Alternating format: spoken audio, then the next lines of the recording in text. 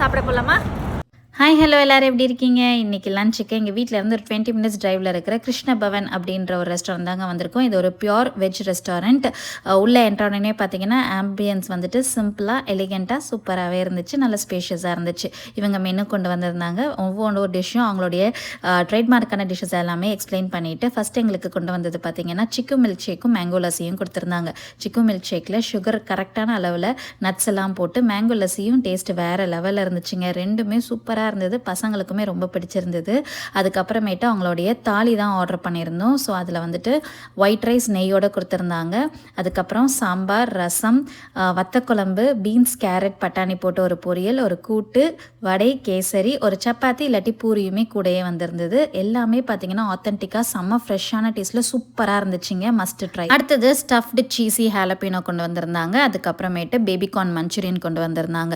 ரெண்டுமே பார்த்தீங்கன்னா செம்ம சூடாக பயங்கர ஃப்ரெஷ்ஷாக செம்ம அரோமாவில் இருந்ததுங்க. அவ்வளோ ஸ்மெல்லு. சாப்பிட்றதுக்கு முன்னாடியே சரி ஒன்றா டேஸ்ட் பண்ணி பார்த்துடலாம் அப்படின்னு சொல்லிட்டு ஃபஸ்ட்டு பேபிகார்ன் மஞ்சூரியன் தான் டேஸ்ட் பண்ணேன். கரெக்டான சாஸ் லெவல் போட்டு சூப்பர் டேஸ்ட்டாக இருந்தது. நல்லா கிறிஸ்பியாக செம்மையாக இருந்துச்சுங்க.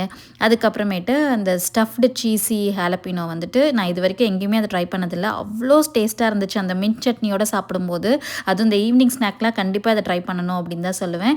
அதுக்கப்புறமேட்டு மஷ்ரூம் ஃப்ரைட் ரைஸ் கொண்டு வந்திருந்தாங்க.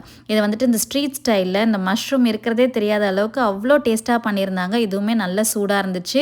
அந்த க்ரீன் ஆனியன்ஸ், மஷ்ரூம்லாம் குட்டி குட்டியாக கட் பண்ணி போட்டது ரொம்பவே டேஸ்ட்டாக இருந்துச்சுங்க. அடுத்தது பன்னீர் சீஸி பாவ் பஜ்ஜி தான். பாஜி பார்த்தீங்கன்னா செம்ம சீஸியாக உள்ள ஷ்ரெட்டட் பன்னீர் போட்டு சூப்பர் டேஸ்ட்டில் இருந்ததுங்க. இதுவுமே நான் எங்கேயுமே ட்ரை பண்ணதில்லை. இவ்வளோ சீஸியாக செம்மையாக இருந்துச்சு. சூடாக சாப்பிடும்போது வேறு லெவல் டேஸ்ட்டில் இருந்துச்சு. அடுத்தது செட்டிநாட் தோசை விராப் தான் எடுத்துகிட்டு வந்தாங்க. ஸோ செட்டிநாட்டுக்கு உண்டான பேஸ்ட் வந்துட்டு தோசையில் அப்ளை பண்ணிவிட்டு நிறைய வெஜிடபிள்ஸ் போட்டு விராப் மாதிரி கொண்டு வந்திருந்தாங்க. அதுவுமே பார்த்தீங்கன்னா இந்த சட்னிகள் சாம்பாரோட தொட்டு சாப்பிடும்போது வேறு லெவல் டேஸ்ட்டில் இருந்தது. ஒன்று வந்துட்டு தேங்காய் சட்னி கொடுத்துருந்தாங்க. அதுக்கப்புறம் தக்காளி சட்னி, அப்புறம் பீனட் சட்னியும் கொடுத்துருந்தாங்க. சாம்பாரில் நெய் வாசம் அப்படியே தூக்கலாக இருந்தது. ஸோ எல்லாத்தையுமே விடாமல் டேஸ்ட் பண்ணியாச்சு. எல்லா சட்னியுமே செம்ம ஃப்ரெஷ்ஷாக இருந்ததுங்க. ஃப்ரிட்ஜில் வச்சு எடுத்த அந்த சில்னஸ் கூட இல்லை.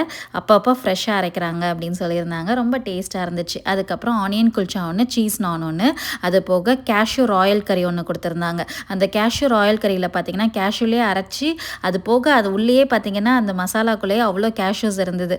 டிஃப்ரெண்ட்டான டேஸ்ட்டாக இருந்துச்சு. சூப்பராக இருந்தது. பயங்கர உண்மையிலே பேருக்கு ஏற்ற மாதிரி ராயலாக தாங்க இருந்தது. உங்களுக்கு வெஜிடேரியன் பிடிக்கும், ஒரு தரமான ரெஸ்டாரண்ட் தேடிட்டு இருக்கீங்க அப்படின்னா கண்டிப்பாக போய் உங்களை ட்ரை பண்ணி பாருங்கள். டிசப்பாயிண்ட் பண்ணவே மாட்டாங்க. இந்த ரெஸ்டாரண்ட் டீட்டெயில்ஸ் எல்லாமே நான் ஃபர்ஸ்ட் கமெண்ட்டில் பின் பண்ணி விடுறேன். இந்த வீடியோ உங்களுக்கு பிடிச்சிருக்குன்னு நினைக்கிறேன். இதே மாதிரி இன்னொரு வீடியோவில் சந்திக்கலாம்.